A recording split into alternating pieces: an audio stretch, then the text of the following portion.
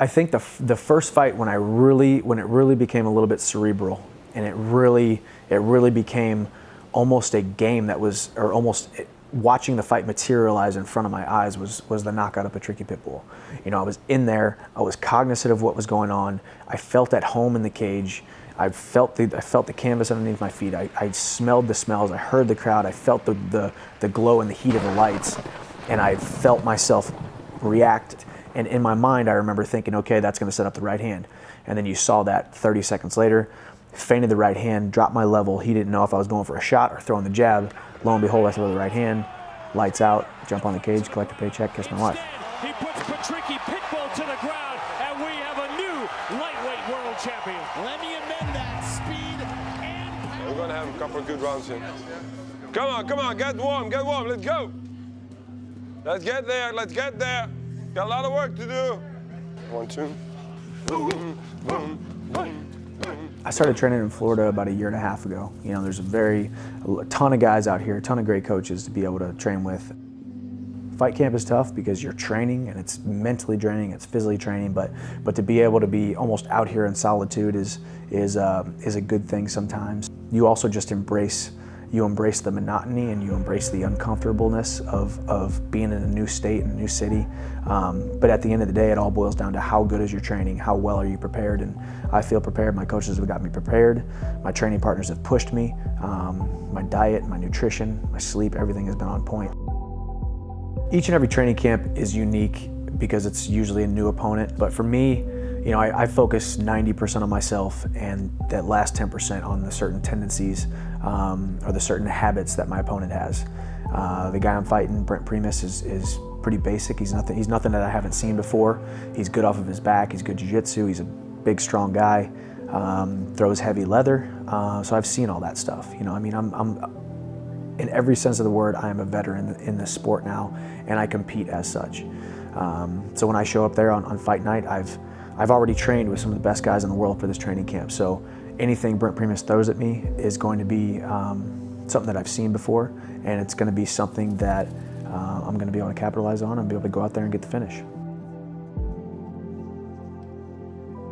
Each individual session, you're always focused on what you can implement in your game for the next fight. And sometimes it's fight specific, sometimes it's just general. You know, like I said, I focus 90% on myself and how I can make myself the most unstoppable and the most tenacious and the most explosive I could possibly be. And that last 10% you focus on maybe defense to what your opponent might throw at you, or certain areas where he's very good or certain areas where he's deficient, and you can kind of take advantage. That's why you have to have great coaches around you. Even though I've taken ownership of my training and my life and my career, I have also taken ownership of seeking out the best coaches I possibly can. So you have that trust and you have that confidence in your coaches that each session they're going to put you through what you need to be put through. They're going to push you like you need to be pushed, and they're going to kind of instill that confidence in you. Thank you. Nice. Last one, huh? Yeah, last one. Yeah, this week, should I be doing 2-a-days or just one workout a day? I would do just one workout a day. Now you're ready.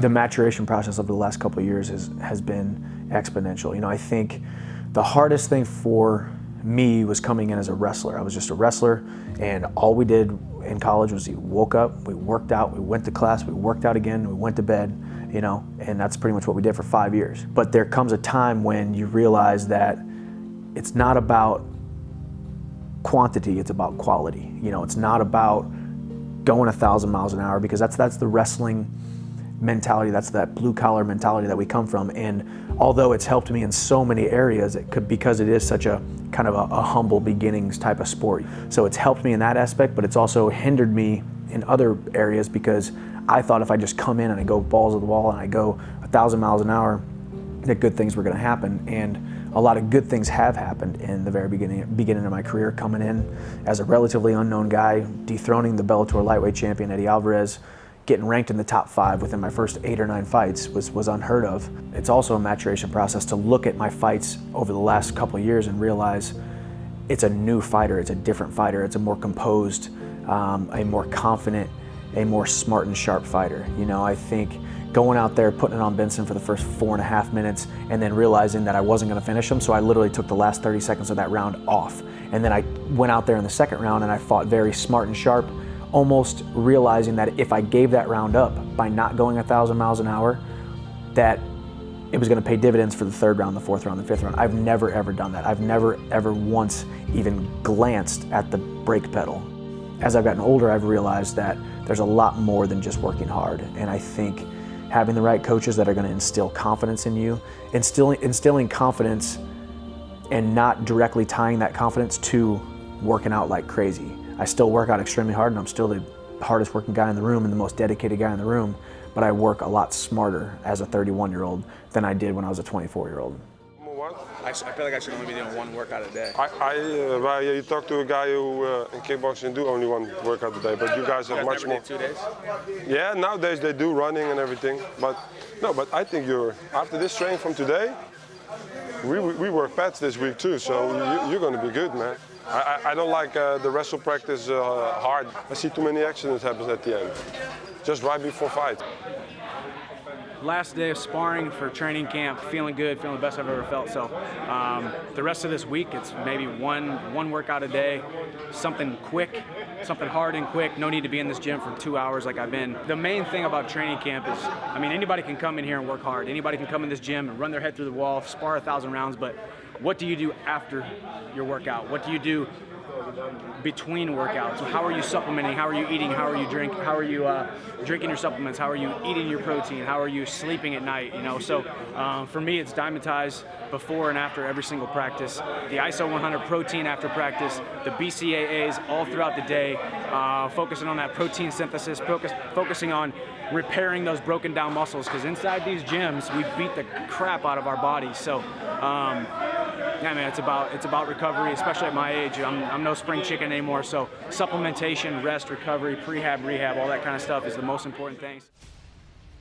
This is my 20th fight, and it's no coincidence that it's at Madison Square Garden, literally the world's most iconic arena, the greatest venue for fighting, and it's exciting, you know, to be able to go out there and compete and warm up in the same locker room that Mike Tyson warmed up in, walk the same halls that Muhammad Ali walked as he was walking out there towards the ring. Leading up to it, you try not to think about it too much. You try not to focus too much on the magnitude of the fight card, of the pay-per-view, of how big the night is and how bright the lights are going to be, because that kind of stuff can kind of mess with you. You know, you got to continue to realize and continue to remember that it's just you and another man inside of a cage. That cage door locks, and you got to go out there and you got to do your job. And I'm more deadly now than I've ever been.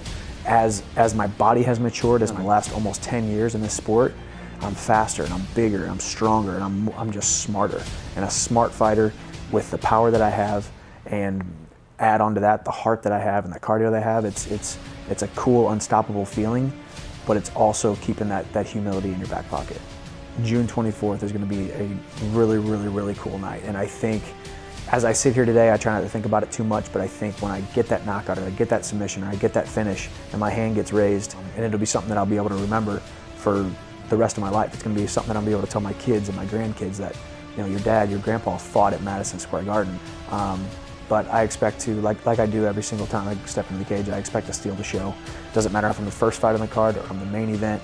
I'm the most dynamic, most explosive guy that's going to step into that cage that night. And it's going to result in either a knockout or a submission or some kind of finish of Brent Primus on June 24th.